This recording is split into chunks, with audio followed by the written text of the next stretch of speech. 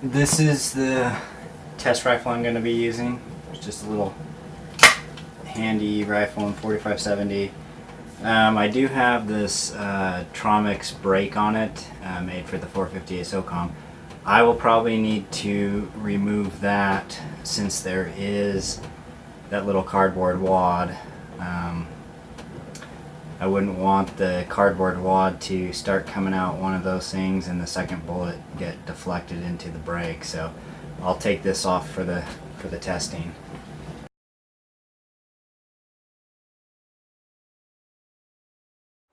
Alright, so I was going to go test those loads. It's kind of drizzly and overcast today, so I'm going to just go head over to the indoor range and shoot on paper, and hopefully I'll be able to, a few days later, I'll be able to go and shoot those 2 collar button bullet loads at something outside just to see how they do. So anyways, I'll head off to the indoor range real quick and get some video done. Okay, so I'm here at the indoor range to try and test out some of these 2 bullet loads for the 4570.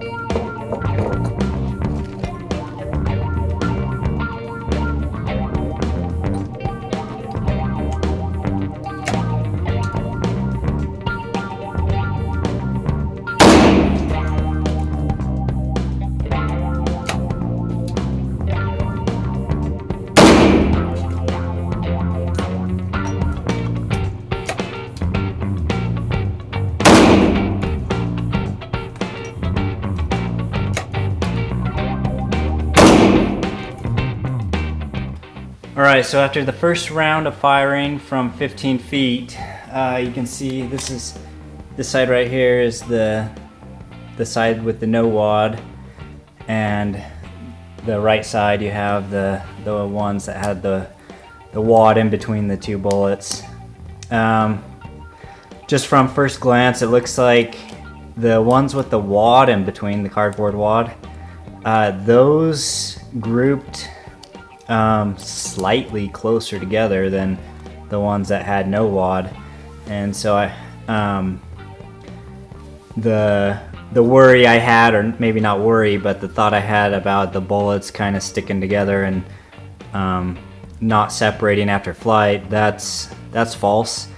As you can see, you have this one was kind of one hole, but you have the 2 different holes right here, touching holes. You got the lower one, which is the one flying backwards, and then the flying forward bullet, and then on this side you have, on the left side, you have the one flying backwards. The ones flying backwards, it looks like they punch a nice clean hole through it, just like a regular wad cutter would. So really, these 2 are touching holes, and then on the other side you have pretty much one hole, and then touching holes right there, with the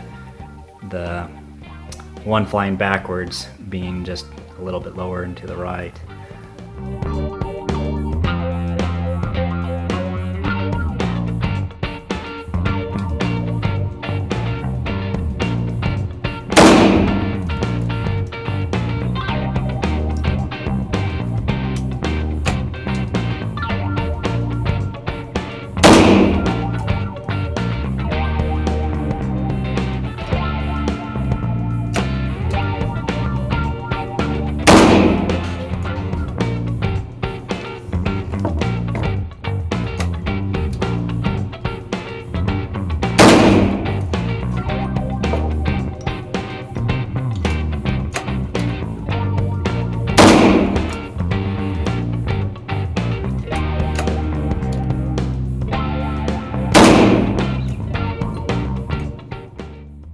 Okay, these targets were shot at only a distance of 25 feet, so 10 feet more than the previous targets, but not very far.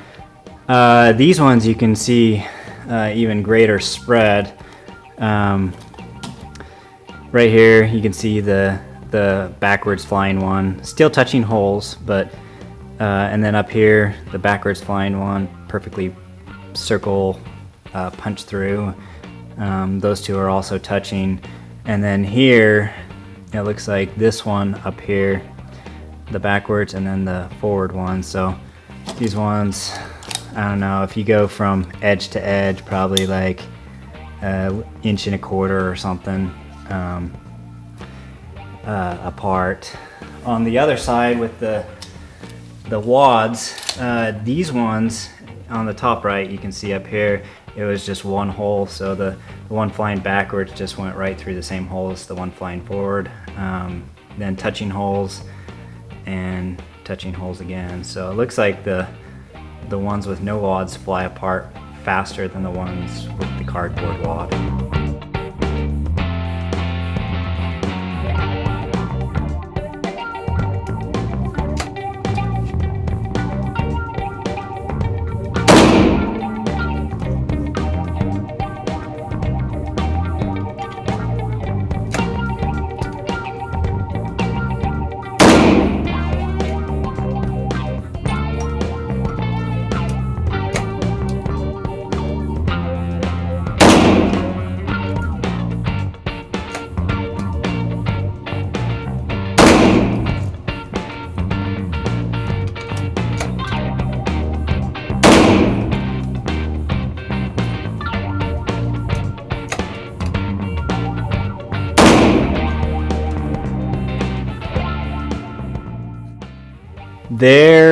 A lot of crazy stuff was going on here, and I might not be able to explain all of it. So with this one, the no wad, I believe this one was the backwards flying bullet, and then the other one hit right there, and that's from outside edge to outside edge, about 3 3/4 inches apart. And on the right side, I'm not totally sure what happened. You got two of the ones that were flying backwards, and then you have a forward hole, and then another forward hole, or forward going bullet, the hole for those two. And then when I was at 50 feet, I thought I missed because I couldn't see the impact, so I shot again, and there's another backwards flying hole right there. So we have, let's see, 1, 2, 3, 4, 5, 6, 7 holes. This one could have had a bullet go through also, I'm not sure. So we have 7 holes with 4 shots. So we should have an extra hole somewhere, but I don't know if that went off paper or if maybe it went through that hole. Not sure. So as far as spread, I don't have a good explanation or whatnot. I would have to fire these again, like singly, and see how they grouped. On the other side, we have a backwards flying bullet hole right there, and then so this side we did have a closer grouping, I believe, and I believe these two shots went together. Then we had a really big spread right here, and then I think these ones went together. I could also be wrong, but that's what I think happened.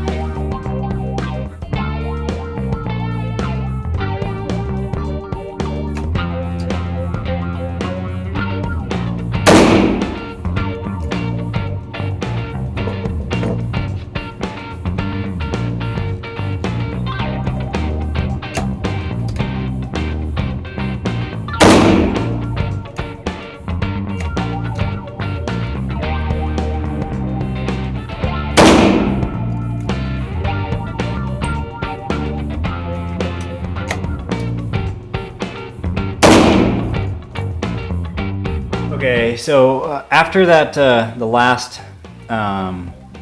string of 3 on each 50-foot target with no wad and with the wad.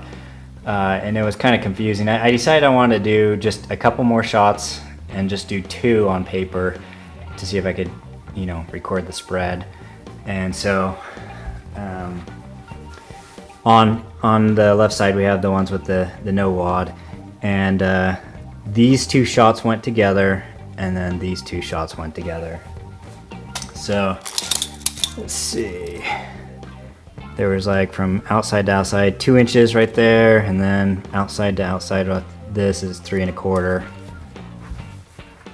And then on this side we had these 2 go together, and that was about just short of 2 inches. And then this one was about, let's see, about 1 3/4. So I mean, it does look like the ones with the wad spread just a little bit less, but I don't know. I'd have to do a whole lot more testing and more grouping to confirm that, but at least initially at the shorter distances, that's what it appears to be. And I mean, from this, it's hard to tell with like a 2-string shot, but from these 2 targets you can see that there was less spread.